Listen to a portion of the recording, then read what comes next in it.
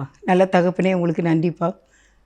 தம்மை பற்றி ஆண்டவரை அறிவிப்பதற்கு நீங்கள் கொடுத்த இந்த கிருபைக்காக உங்களுக்கு நான் ஸ்தோத்திரம் செலுத்துகிறேன்.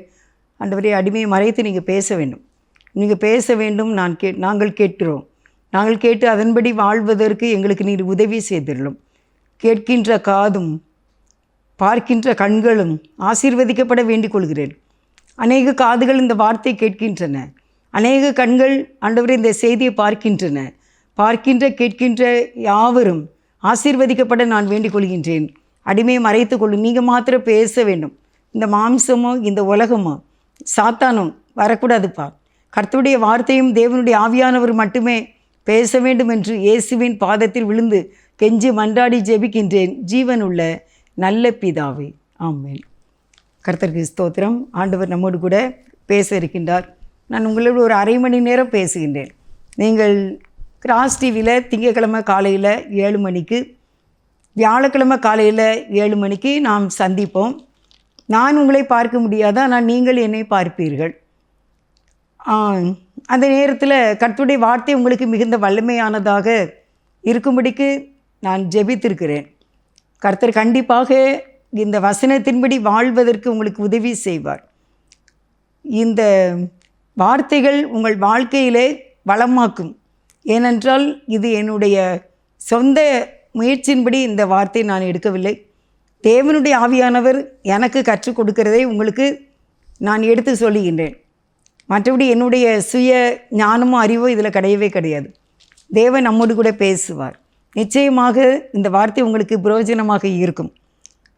சிலுவையினாலே அப்படிங்கிற தலைப்பின் கீழாக கர்த்தருடைய வார்த்தையை கொடுக்க தேவன் கிருபை செய்கிறார்.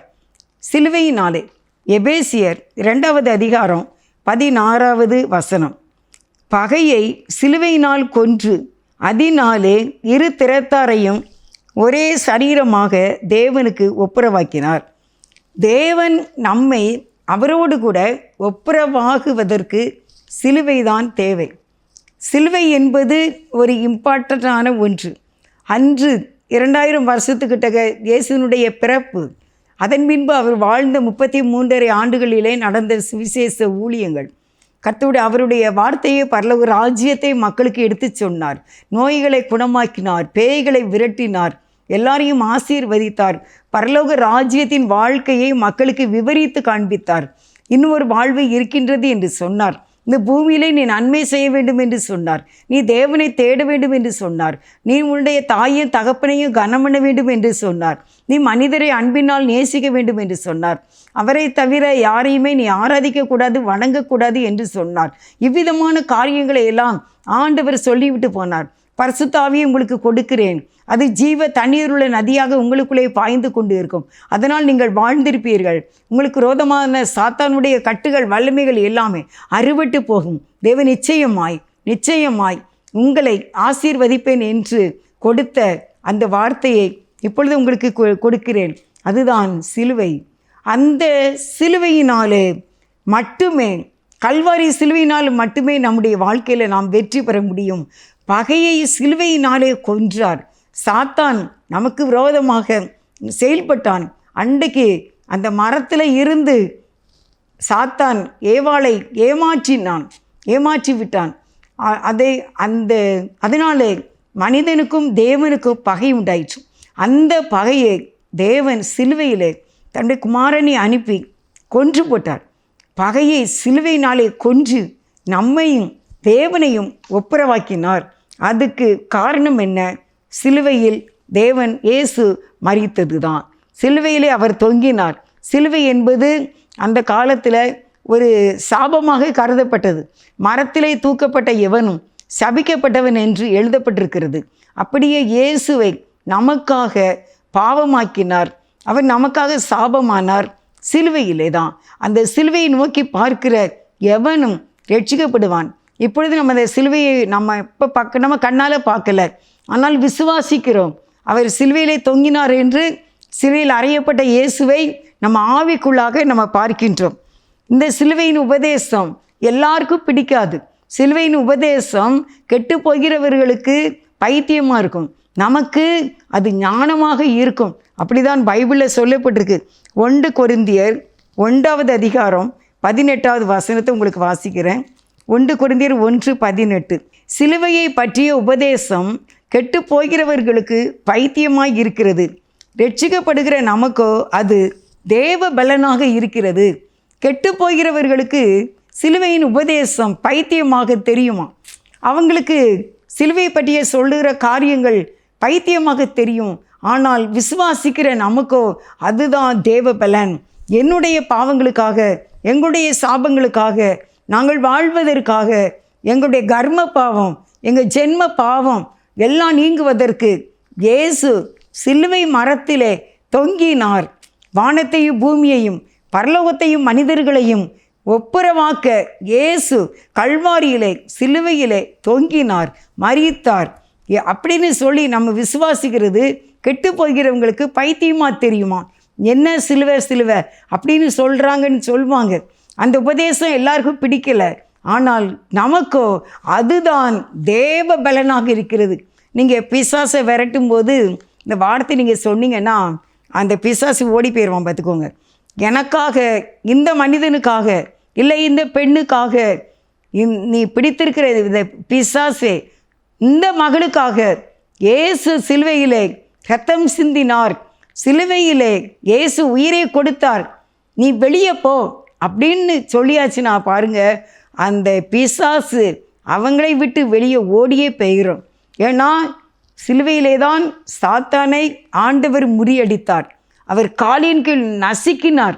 இயேசுவை சிலுவையில் அரைஞ்ச உடனே சாத்தான் நினச்சான், இவர் இன்னும் ஊழியம் செய்ய மாட்டார், இனிமேல் யாரையும் குணமாக்க மாட்டார், பேய் பிடிச்சவங்களை விரட்ட மாட்டார், சிலுவையில் இவர் அடித்து கொன்னாச்சு அப்படின்னு நினச்சிட்டு அவன் சந்தோஷத்தோடு திரும்பும்போது பார்க்கின்றான், அவனுடைய கால் சிலுவையிலே அறையப்பட்டு இருக்கிறது. கர்த்தர் அவனை சிலுவையிலே அறைந்து விட்டார். கடைசியில் அவர் சிலுவையினாலே வெற்றி சிறந்தார் என்று பார்க்கின்றோம். அவன் நம்ம இயேசு முடிஞ்சிட்டு, இயேசுடைய அத்தியாயம் சாப்டர் முடிஞ்சிட்டுன்னு நினச்சான். அதுக்கு பிறகு என்ன நடக்கும் அப்படின்னு பிசாசுக்கு தெரியாது. அதனால் அவன் ஹாப்பியாக இருந்தான், சந்தோஷமாக இருந்தான். ஆனால் இயேசு 3வது நாள் உயிரோடு எழுந்தார். அவர் உயிரோடு எழுந்தது தான் நமக்கு ஆதரவு. அவர் இயேசு மரித்து அடக்கம் பண்ணப்பட்டு உயிரோடு எழுந்தது நம்மை வாழ வைக்க அவர் எழுந்ததுனால நாம் ஆசீர்வதிக்கப்படுகின்றோம். ஏனென்றால் அவருக்குரிய உன்னதங்களில் இருக்கிற அனைத்து ஆசீர்வாதங்களும் நாம் பெற்றுக்கொள்வோம். இன்றைக்கு ஒருவேளை உங்கள் வீட்டில் இதெல்லாம் இன்னும் முடியவே முடியாது, நடக்காது, அவ்வளோதான் என்று சொல்லி நீங்கள் சோர்ந்து நீங்கள் அப்படியே ஒடுங்கி போய் நீங்கள் இன்றைக்கி வாழ்ந்து கொண்டு இருக்கின்றீர்களா? அருமையானவர்களே, இல்லை, நீங்கள் விசுவாசிங்க. உங்களுடைய ஹோப்பு குறைஞ்சிட்டு, உங்கள் நம்பிக்கை குறைஞ்சிட்டு, அது எப்படி தான் பட்ட மரமானாலும் அது துளிர்க்க வைக்க ஏசப்பாவால் முடியும். நீங்கள் சொல்லுங்க, ஏசப்பா நீங்கள் எங்களுக்காக மனிதனாய் பிறந்து சிலுவையில் அறையப்பட்டு உயிரோட எழுந்தீங்க, சிலுவையில் பகையை கொண்டீங்க. இன்றைக்கி எங்கள் பிள்ளைங்களை சாத்தான் பிடிச்சு வச்சிருக்கான். நிறைய பிள்ளைகள் திருமணமே வேண்டாம் என்கின்றார்கள். அநேக வாலிப பிள்ளைகள், அநேக வாலிப பையன்கள் திருமணம் வேண்டாம் என்கின்றார்கள். எதுக்கு ஆண்டவர் சொன்னார்?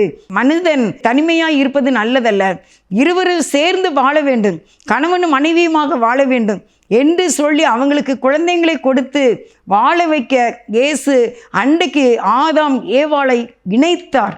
ஆனால் இன்றைக்கி பிள்ளைங்க சொல்கிறாங்க, அநேக பெண் குழந்தைகள் கல்யாணமே வேண்டாம் அப்படிங்கிறாங்க, அநேக ஆண் பையன்கள் திருமணமே வேண்டாம் என்று சொல்லி இருக்கின்றார்கள். நான் பார்க்கின்றேன், நான் கேட்கின்றேன். அப்படிப்பட்ட வாலிபர்களை, 40 வயசு உள்ள பையங்களை நான் பார்த்துருக்கேன். பெற்றோருக்கு பிறகு என்ன செய்வாங்க? எப்படி அந்த தனிமையான வாழ்க்கை? அப்படிலாம் இருக்கவே கூடாது. அவர்கள் இணைந்து வாழ வேண்டும். வாலிப பிள்ளைகள் ஆண்டவருடைய சுத்தமான ரட்சிக்கப்பட்ட துணையோடு வாழ தேவன் கிருபை செய்வார். அவரால் முடியாதது ஒன்றுமே இல்லை. அதனால் ஆண்டவர் யார் சாத்தானால் பிடிக்கப்பட்டவர்களை அவர் விடுவிக்க வல்லமையுள்ளவராக இருக்கின்றார். பெற்றோரை எதிர்த்து பேசுகிற பிள்ளைங்கள் பிசாசினால் ஏவப்பட்டு அவர்கள் பேசும்போது அந்த சாத்தானை அடிக்கிறார். பிள்ளைகள் எப்படியாக பெற்றோரை எதிரியாக நினைக்கின்றார்கள், பெற்றோர் பிள்ளைகளை எதிரிகளாக நினைக்கின்றார்கள். அப்படிப்பட்ட காரியங்கள் எல்லாம் மாற வேண்டும். அதை செய்ய வைக்கிறது இந்த பிசாசு தான், இந்த சாத்தான் தான். அவனை தான் ஆண்டவர் சிலுவையில் அறைந்து விட்டார், அவனை கொன்று விட்டார். அதனால் ஒருவேளை இன்றைக்கு நமக்கு தேவனுடைய இந்த சிலுவையின் பாடுகள் நமக்கு எப்படி இருக்குன்னா தேவ பலனாக இருக்குது.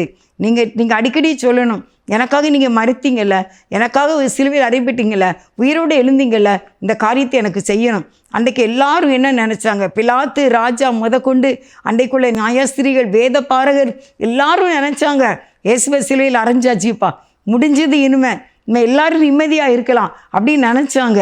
ஆனால் இயேசுவானவர் 3வது நாள் உயிரோடு எழுந்து 40 நாட்கள் அவர் இந்த பூமியிலே வாழ்ந்து எல்லாருக்கும் வெளிப்பட்டார். அவங்களுக்கு ஆச்சரியமாயிட்டு வெட்கப்பட்டுட்டாங்க. ஆனால் நம்ம வெட்கப்படக்கூடாதுன்னு நமக்கு இயேசு சிலுவையின் பாடுகளை நமக்கு உறுதிப்படுத்துறதுனால நாம் அதை விசுவாசிக்கிறோம்.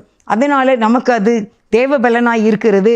இன்னும் பாருங்கள், யோவான் 16வது அதிகாரம் 33வது வசனத்தில், என்னிடத்தில் உங்களுக்கு சமாதானம் உண்டாயிருக்கும் பொருட்டு இவைகளை உங்களுக்கு சொன்னேன். உலகத்தில் உங்களுக்கு உபத்திரமும் உண்டு, ஆனாலும் திடன் கொள்ளுங்கள், நான் உலகத்தை ஜெயித்தேன். ஆண்டவர் சொல்கிறாரு, உலகத்திலே உங்களுக்கு உபத்திரவங்கள் உண்டு. நம்ம எவ்வளோதான் நம்ம செல்வம் இருந்தாலும் பணம் இருந்தாலும் எல்லா பொருளும் இருந்தாலும் சில உபத்திரவங்கள் நமக்கு உண்டு. அதான் உலகத்திலே உங்களுக்கு உபத்திரவங்கள் உண்டு, ஆனாலும் ஆண்டவர் சொல்லுகிறார், திடன் கொள்ளுங்கள், தைரியமாய் இருங்கள், ஏனென்றால் நான் இந்த உலகத்தை ஜெயித்தேன். அது எதனால் ஏற்பட்டாலும் சரி, மனது வலிக்கிற மாதிரி, மடிவாகி மன சோர்ந்து போகிற மாதிரி சூழ்நிலைகள் உங்களுக்கு வரும்போது நீங்கள் சொல்ல வேண்டும், ஆண்டவரே நீங்கள் என்ன சொன்னீங்க? உலகத்திலே உங்களுக்கு உபத்திரவம் உண்டு, ஆனால் நீ திடனாக இரு, நீ நம்பிக்கையாக இரு, நீ பயப்படாத. ஏனென்றால் எனக்கு இவ்விதமான சோதனைகள் வந்தது, நான் ஜெயித்த இந்த உலகத்தை நீங்களும் ஜெயித்து என்னோடு கூட சிங்காசனத்தில் இருப்பீர்கள், திடன் கொள்ளுங்கள் என்று ஆண்டவராக இயேசு கிறிஸ்து இன்றைக்கு உங்களுக்கு சொல்லுகின்றார். அருமையானவர்களே, எவ்வளோ ஒரு தைரியமான வார்த்தை, என்ன ஒரு நம்பிக்கையான வார்த்தை பாருங்கள். எனக்கு ரொம்ப நல்லா இருக்குது. திடன் கொள், நான் ஜெயித்தேன். உனக்கு உலகத்தில் உபத்திரவம் இருக்குதா உனக்கு? நீ என்ன செய்யாத, பயப்படாத. உலகத்தில் உபத்திரம் இருக்க தான் செய்யும். ஏன்னா அந்த உலகத்தில் பிசாசு இருக்கான். அன்றைக்கு ஆதாம் ஏவாளை ஏமாத்தினவன் இன்றைக்கு அவன் கிரியை செய்து கொண்டு இருக்கான். அவன் இருக்கிற இடத்துல தங்கமயமான அந்த பரலோக ராஜ்யத்தில் இந்த அற்ப மனிதர்கள், மண்ணினால் உருவாக்கப்பட்ட இந்த மனிதர்கள் அங்கே போகக்கூடாது. தன்னோடு கூட ஒரு கூட்டத்தை ஆதாயப்படுத்த வேண்டும் என்று அவன் மக்களை பாவங்களை செய்ய வைக்கின்றான். அதனால் எத்தனை பிரச்சனை, எத்தனை போராட்டம். நீங்கள் தெருவில் போகும்போது நீங்கள் ஒருவேளை கார்லேயே போகிறவங்களா இருக்கலாம், நீங்கள் 2 வீலர்லே வேகமாக போகிறவங்களா இருக்கலாம். ஆனால் நாங்கள் நடந்து போகின்றோம், கடைகளுக்கு நடந்து போகின்றேன், தெருக்களில் நடந்து போகின்றேன், ஆலயத்துக்கு நடந்து போகின்றேன். போகும்போது நான் பார்க்குறேன் அநேக வாலிபர்கள். ஒரு நாள் மதியம் நான் ஆலயத்துக்கு போவதற்காக ரோட்டில் போய்கிட்டு இருக்கேன். சின்ன பையன், 12 வயசு தான் இருக்கும் பார்த்துக்கோங்க. அந்த 12 வயசு பையன் ஒரு இடத்துல நிற்கிறான் சைக்கிளில். ஒரு கால் படியில், ஒரு கால் கீழே இருக்குது. சைக்கிளில் அப்படி நின்றுக்கிட்டு பாக்கெட்டில் இருந்து ஒரு பெரிய பொட்டணத்தை எடுத்து அதை விரித்து அதிலிருந்து எடுத்து இப்படி உதட்டுக்குள்ளே, அந்த ஊனுக்குள்ளே இப்படி வச்சான். இப்படி வைக்க வரைக்கும் நான் அவனை பார்த்துக்கிட்டே போகிறேன். ரோட்டில் வேறு யாருமே இல்லை, மதியம் இல்லை, அப்படி ரொம்ப ஆட்கள் இல்லை. அவன் அதில் நின்று இப்படி பண்ணுறதை எல்லாமே நான் அங்கேருந்து பார்த்தேன். நான் வேகமாக போனேன், ஏன்னா அவன் சைக்கிளை எடுத்துகிட்டு போயிடக்கூடாது அப்படின்ட்டு. நான் போய் உடனே, தம்பி இது தப்பு, உனக்கு நோய் வந்துடும், இதை நீ செய்யாத அப்படின்னு. உடனே அந்த பையன் வாயிலிருந்து எல்லாத்தையும் எடுத்து கீழே போட்டுட்டு சைக்கிள் எடுத்து ஓடியே போயிட்டான். இனிமேல் நீ செய்யாத அப்படின்னு நான் சொன்னேன் சத்தம் போட்டு. பாருங்க, பிசாசு இதை இந்த தாய் பார்த்தா இந்த தாய்க்கு எப்படி இருக்கும்? இந்த 12-13 வயசில் இப்படிப்பட்ட ஒரு ரவுடித்தனம், இந்த நோய் வருமா வராதா? அருமையானவர்கள், இப்படிப்பட்ட பாவங்களை செய்ய இந்த பிசாசு செய்கின்றான் மக்களுக்கு. அதனால் குடும்பத்தில் கண்ணீர். ராத்திரிலாம் பார்த்தீங்கன்னா, கடந்த நாளில் ஒரு கோயிலில் ஏதோ திருவிழாவில் ஏதோ சண்டை வந்துட்டு போல். நாங்கள் வெளியே நான் நின்றுக்கிட்டு இருந்தேன். அந்த நேரம் எதுக்கோ வெளியே நிற்கும்போது அந்த சண்டை போட்டு பெரிய பெரிய வாலிபர்கள் அப்படியே ஓடி அலைகிறாங்க. அங்கேயும் எங்கேயுமா ஒரே பயங்கர கூட்டம், கும்பல், சண்டை. எப்படி இருக்கும் நினச்சி பார்த்தேன். இவனுடைய மனைவிக்கு எப்படி இருக்கும்? இவனுடைய குழந்தைங்களுக்கு எல்லாம் 40 வயசு கிட்டக்க உள்ள பிள்ளைகள், இவங்களுக்கு எப்படி இருக்கும்? அப்படியே கும்பலாக போகிறாங்க. ஒருவேளை நீங்கள் இதை பார்க்கிட்டு உங்களுக்கு இதெல்லாம் தெரியுமா தெரியாதா தெரியல. ஆனால் நாங்கள் பப்ளிக்கான அந்த இதில் மெயின் ரோடுகளில் கடைகளுக்கு ஆலயத்துக்கு போகும்போது பார்க்கும்போது ரொம்ப துக்கமாக இருக்குது. ஒரு ஆண் குழந்தை பிறந்தது என்று அந்த தாய் எவ்வளோ மகிழ்ச்சியாக இருந்திருப்பா. ஆனால் இன்றைக்கி 35-40 வயசு கிட்டக்கு வரும்போது துன்மார்க்கனாய் வாழ்கின்றான், மனைவிக்கு வேதனையாக வாழ்கின்றான், பிள்ளைகளுக்கு ஏற்ற தகப்பனாக இல்லை. நீ தான் படிக்கலை, உன் பிள்ளைய படிக்க வைக்கலாம் இல்லை, நீ தான் ஒழுங்காக வேலை பார்க்கல, உன் பிள்ளைகளாவது நல்ல வேலை பார்க்கணுன்னா நீ முயற்சி பண்ணணும்ல, உன் தாய் உனக்காக கண்ணீர் வடிப்பாங்களே, மணி 2 மணி ஆகுதே, நம்ம பிள்ளையை இன்னும் காணுமே அப்படின்னு சொல்லி எல்லாரும் எப்படி இருப்பாங்க. இயேசு சிலுவையிலே இந்த விதமான காரியங்களை அவர் ஜெயித்தார், சிலுவையில் அறைந்தார். ஏற்றுக்கொண்டால் உனக்கு விடுதலை, ஏற்றுக்கொண்டால் விடுதலை. அருமையானவர்களே, இன்றைக்கி இந்த வார்த்தை நீங்கள் கேட்கின்றீர்களா? நீங்கள் எத்தனை பேர் கேட்குறீங்க எனக்கு தெரியாது. ஒரு மீடியா ஒன்று நம்ம போட்டிருந்தோம், கன்னத்தில் இயேசுவை ஒரு அறைந்தான் அப்படின்னு சொல்லி ஒரு மீடியா நம்ம போட்டிருந்தோம் யூடியூப்பில். அதை மிக சிலரே பார்த்திருந்தார்கள்.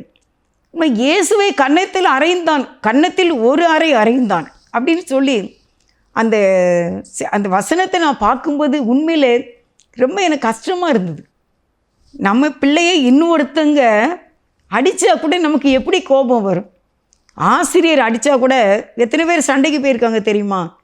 முன்னாலெல்லாம் அப்படி நடந்திருக்கு. ஒரு ஆசிரியர் பையனை கையில் உள்ள சாவியை வச்சு என்ன செய்ட்டார், மண்டையில் கொத்திட்டார். கொத்தின உடனே இந்த மண்டையிலேருந்து என்ன செய்யிட்டு ரத்தம் வந்துட்டு, அதே தையல்லாம் போட முடியாது, அந்த ஊரில் ஆஸ்பத்திரி கிடையாதாம்மா. உடனே அந்த பையன் போய் வீட்டில் சொல்லிட்டான், நான் பிள்ளைக்கு அப்படியே மண்டை உடஞ்சி ரத்தம் வருது.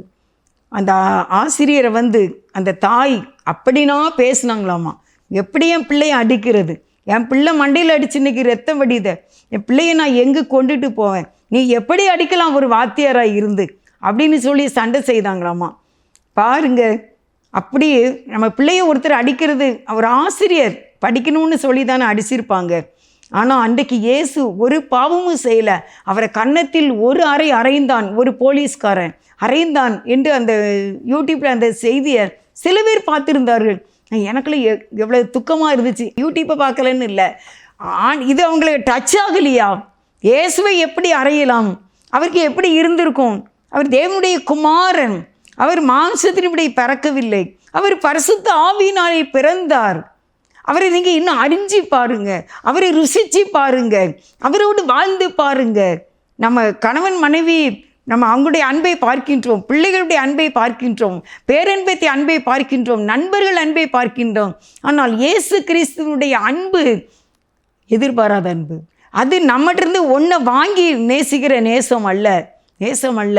அவர் தன்னையே நமக்காக கொடுக்கின்றார். அவர் நம்முடைய பாவங்களை மன்னிக்கிறார். அது ஒரு வசனம் பாருங்கள், அவர் சிலுவையிலே எபிரேயர் 12:2 பாருங்கள். இன்னும் அதிகமாக எனக்கு ரொம்ப இன்றைக்கி கூட அந்த செய்தி எடுக்கும்போது எனக்கு கொஞ்சம் அழுக தான் வந்துச்சு. 12:2 அவர் எபிரேயர், அவர் தமக்கு முன் வைத்திருந்த சந்தோஷத்தின் பொருட்டு அவமானத்தை எண்ணாமல் சிலுவையை சகித்து தேவனுடைய சிங்காசனத்தின் வலது பார்சத்தில் வீற்றிருக்கிறார். அவர் தமக்கு முன் வைத்திருந்த சந்தோஷத்தின் பொருட்டு சிலுவையை, அவமானத்தை எண்ணாமல் சிலுவையை சகித்தார். அந்த சிலுவையை சுமந்து போகிறது அது அந்த காலத்தில் சிலுவையிலே ஒருத்தரை அறையிறது எனது சாபமாக கருதப்படுமா? ஆனால் இயேசு நமக்காக, இயேசப்பா அந்த சாபத்தை தொலைப்பதற்காக எனக்காக சிலுவையில் அறையப்பட்டு எனக்காக சாபமானார் என்று நான் அவரை ஏற்றுக்கொள்ளும் பொழுது என்னுடைய சாபங்கள் நீக்கப்படுகின்றது, என்னுடைய அக்கிரமங்கள் நீக்கப்பட்டு என்னுடைய ஜெனரேஷன் ஆசீர்வதிக்கப்படுகின்றார்கள். அதனால் அவர் அந்த சிலுவையை சுமப்பதை அவமானத்தை எண்ணாமல் சிலுவையை சகித்து சுமந்தார் என்று எபிரேயர் 12:2 சொல்லுகின்றது. நாம் இன்றைக்கு இந்த சிலுவையை ஏற்றுக்கொள்ள வேண்டும். ஏன் ஆலயத்தினுடைய கோபுரத்தில் சிலுவை வச்சுருக்காங்க? இயேசு ஒரு நாள் சிலுவையிலே அறையப்பட்டார். உங்களுடைய பாவங்களை சாபங்களை நீக்குவதற்காக அவர் சிலுவையிலே அறையப்பட்டார் என்று ஆலயத்திலே கோபுரத்திலே சிலுவை அடையாளம். எல்லா ஆலயங்களிலும் சிலுவை அடையாளத்தை வைத்திருக்கின்றார்கள். தலவாசலில் சிலுவை வைத்திருக்கின்றார்கள். ஒவ்வொரு கேட்டிலையும் ஒரு அடையாளமாக இருக்கின்றது. அதை தொட்டு கும்பிட அல்ல, இது கிறிஸ்து இந்த சிலுவையை ஒரு நாள் சுமந்தார், இந்த பாரமான சிலுவையை சுமந்தார். ஏன் ஒரு ஃபாதர்கிட்ட போய் நீங்கள் முழங்கால் போட்டு என்னை ஆசீர்வதிங்க அப்படின்னா அவர் சிலுவை தான் போடுவார்.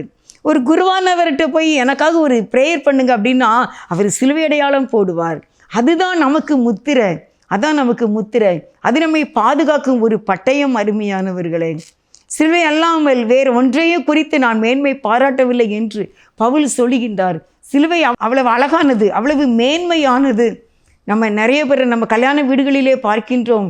ஒரு கிறிஸ்தவ மார்க்கத்தில் உள்ள கல்யாண வீட்டிலே பாருங்க, எல்லாருமே சிலுவை அடையாளம் தொங்கின அந்த செயினை தங்களுடைய கழுத்திலே அணிந்திருப்பார்கள். நம்ம பார்க்கும்போது இவங்க கிறிஸ்டின் தான், இவங்க கிறிஸ்தவ மார்க்கத்தை சேர்ந்தவர்கள், இவர்கள் இயேசுவை சேர்ந்தவர்கள் என்பதற்கு அடையாளம் சிலுவைதான், வேறு ஒன்றும் அல்ல, வேறு ஒன்றும் அல்ல. நாங்கள் ஒரு வீடு கட்டினோம். அந்த வீடு கட்டி கேட்டு போடணும். அப்போ கேட்டு போடும்போது தான் எனக்கு நான் எந்த பேரையும் எழுத வேண்டாம் வீட்டில், இது ஏசப்பா நமக்கு கிருபையாக தந்திருக்காங்க கிஃப்டாக, அதனால் எந்த பேருமே நம்ம பேர்லாம் யார் பேரும் எழுத வேண்டாம் அப்படின்னு நான் சொல்லிட்டேன். அதனால எந்த பேருமே எழுதலை. அதுக்கு பிறகு இது எனக்கு ஞாபகம் வந்துச்சு, நம்ம வீடு கிறிஸ்டின் வீடுன்னா ஒரு பத்திரிகை வைக்க வருவாங்க, என்ன ஒரு கல்யாண பத்திரிகை வைக்க வருவாங்க, ஒரு வீடு பாதுகாப்பு பத்திரிகை வைக்க வருவாங்க, ஒரு சடங்கு வீடுக்கு வருவாங்க. அப்படி வரும்போது பத்திரிகை வைக்க வரும்போது இது யார் வீடுன்னு அவங்க யோசிக்க வேண்டியதில்லை. அதனால் சொல்லிவிட்டு நான் எங்கள் அக்கா மாப்பிள்ளை எங்கள் அத்தாங்கிட்ட சொன்னேன், நீங்கள் கேட்டில் நல்ல ஒரு சிலுவையை வச்சுருங்க அப்படின்னு சொல்லியிருந்தேன். ஏன்னா கேட்டு மட்டும் தான் செய்யாமல் இருந்தது, கேட்டில் ஒரு சிலுவையை நீங்கள் வச்சுருங்க தான் அப்படின்னு சொல்லியிருந்தேன். அதே மாதிரி நல்ல ஒரு சிலுவையை வச்சுட்டாங்க. அதே மாதிரி வெண்டிலேட்டருக்குள்ளேயும் ரவுண்டு பண்ணி அதுக்குள்ளே ஒரு சிலுவையை வச்சுருந்தாங்க. இப்போ நம்ம கேட்டு நம்ம கூட்டிகிட்டு வரும்போது பார்க்கும்போது தெரியும், நம்ம வீடு ஏசப்பா நமக்கு தந்து கிருபையாக தந்த ஒரு இல்லம் என்று அந்த சிலுவையை நம்ம பார்க்கும்போது நினைக்கின்றோம், அதுதான் எனக்கு மேன்மை, அதுதான் எனக்கு மேன்மை. பிள்ளைகள் வெளியே போகும்போது நம்முடைய பிள்ளைகளுக்கு சிலுவை அடையாளத்தை போடுகின்றோம். ஒரு புதிய வாகனத்தை கொண்டு எங்கள் குருவானவர்கிட்ட கொண்டு கொடுப்பாங்க, நீங்கள் இதை ப்ரேயர் பண்ணுங்கன்ட்டு. அவர் ப்ரேயர் பண்ணிவிட்டு அந்த கார் மேலே ஒரு சிலுவையை போடுவார்.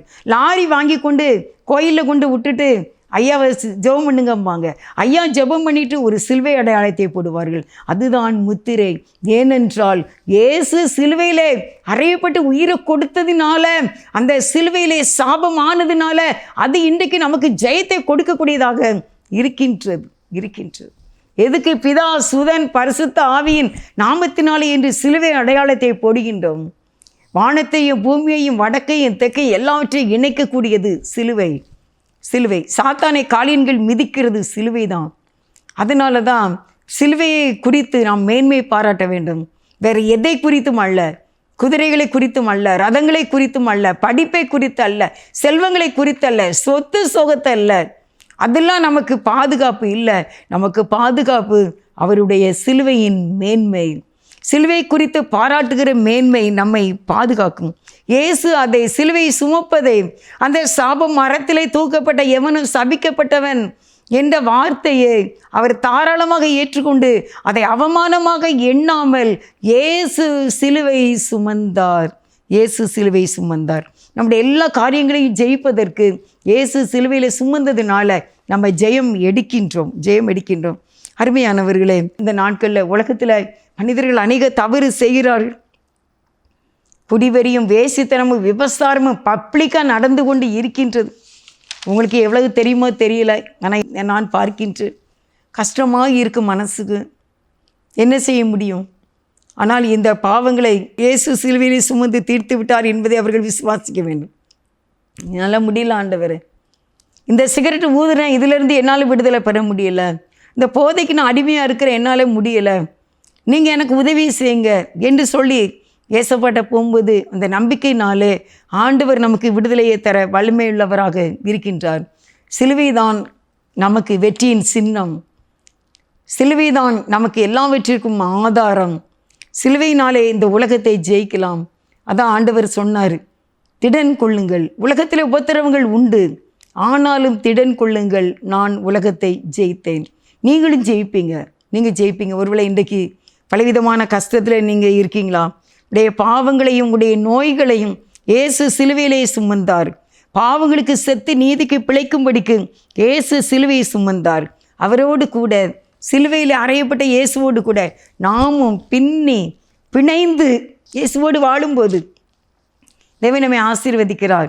திருமணத்துக்குரிய தடைகளால் உங்களுடைய வாழ்க்கையில் பரிசுத்தமாக ஜீவிக்க வேண்டும் என்று ஆசைப்படுகின்றீர்கள். இயேசுனுடைய பிரசன்னத்தை உணர வேண்டும் என்று நினைக்கிறீர்கள்.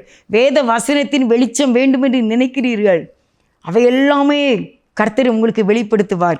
அப்பொழுது நாம் விடுதலை பெறுவோம்.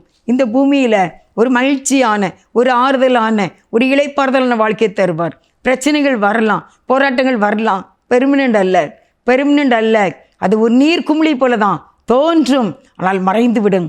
அது நமக்கு பெர்மனண்டாக இருக்காது. இயேசுப்பா பிள்ளைங்களுக்கு வரும்போது பயமாக இருக்கும், கஷ்டமானதாக தெரியும், மழை மாதிரி தெரியும். ஆனால் சிலுவையில் அறையப்பட்ட இயேசுவை இரத்தம் சிந்தினீங்களப்பா, உன் திரு இரத்தம் ஒரு துளி முதலாய் உனக்கென வைத்தாயோ, ஓய்வில்லா அன்பால் உன்னையே மறந்தாய். ஓ திரு இருதயமே, கடலின் ஆழம் போல் கருணையோடு இரக்கம். அவர் அன்பு குறைவற்றதே. அந்த அன்பை, கடலின் ஆழத்தை விட மனிதர்கள் இறங்க முடியாது, மிருகங்கள் கூட அதிகமாய் கடலில் உள்ள மீன்கள் வாழ முடியாதபடிக்கு இருக்கின்ற ஆழ கடலை விட மேலான அன்பு இயேசுவின் அன்பு. இந்த இயேசுவின் அன்பு உங்களுக்கு வேண்டுமா? நீங்கள் சிலுவையை நோக்கி பார்க்க வேண்டும், கர்த்தராகிய இயேசு கிறிஸ்துவை நோக்கி பார்க்க வேண்டும். அவர் நம்மை ஆற்றுவார், தேற்றுவார், வழி நடத்துவார். சிலுவை அண்டையில் நம்பி வந்து நிற்கையில் பாவ பாரம் நீங்கி வாழ்வடைந்தேன். எந்த நேரமும் எனதுள்ளத்திலே பேரானந்தம் பொங்கி பாடுவேன். சிலுவை அண்டையில் நம்பி வந்து நிற்கையில் பாவ பாரம் நீங்கி வாழ்வடைந்தேன். எந்த நேரமும் எனதுள்ளத்திலே பேரானந்தம் பொங்கி பாடுவேன். சிலுவை அண்டையிலே வந்து நிற்கும்போது, சிலுவையிலே அவரை இயேசுவை நம்முடைய கண் காண நோக்கி பார்க்கும்போது, அந்த கல்வாரி இரத்தம், நமக்காக அவர் பட்ட பாடுகளின் அதனுடைய வல்லமை, அதனுடைய சக்தி, அந்த ஆசீர்வாதம், அவர் நமக்கு சம்பாதித்து சிலுவையிலே சம்பாதித்த அனைத்து உன்னதங்களின் ஆசீர்வாதம், இந்த பூமிக்குரிய ஆசீர்வாதங்கள் உங்களுக்கு வந்து பலிக்கும். நீங்கள் இன்றைக்கி எந்த பிரச்சனையில் இருக்கீங்களோ அது இன்றைக்கு ரிலீஃப் ஆகிரும். உங்கள் துக்கம் சந்தோஷமாய் மாறும். உங்களுக்கு எசேக்கு சித்தனா முடிந்து ரகவ தொடங்கும். இது முடியுமா முடியாதா என்று யோசிக்க வேண்டிய அவசியம் இல்லை. தேவன் தொடங்குவார். நம்ம முற்றுப்புள்ளி வைக்கும்போது அவர் கமா போட்டு தொடங்கி வெற்றி சிறக்க பண்ணுகிறார். இயேசுவே உமக்கு நன்றிப்பா. இயேசுவே உம்முடைய கரங்களில் எங்களை தாழ்த்துகிறோம். உம்முடைய சிலுவையின் பாடுகளினால் எங்களுக்கு ஜெயம் கொடுத்து எங்களை ஆசீர்வதித்து பாதுகாத்து, நடக்காது என்று நினைத்தது நடக்கட்டும், இது முடியவே முடியாது என்று சொன்னது முடியட்டும், இது இனிமே கிடையாது என்று சொன்னது கிடைக்கட்டும். தீர்க்காயுசை கொடுத்தருளும், நோயை விலக்குங்க. இயேசுவின் நாமத்தில் வேண்டிக் கொள்கின்றோம் ஜீவனுள்ள நல்ல பிதாவே, ஆமென். God bless you.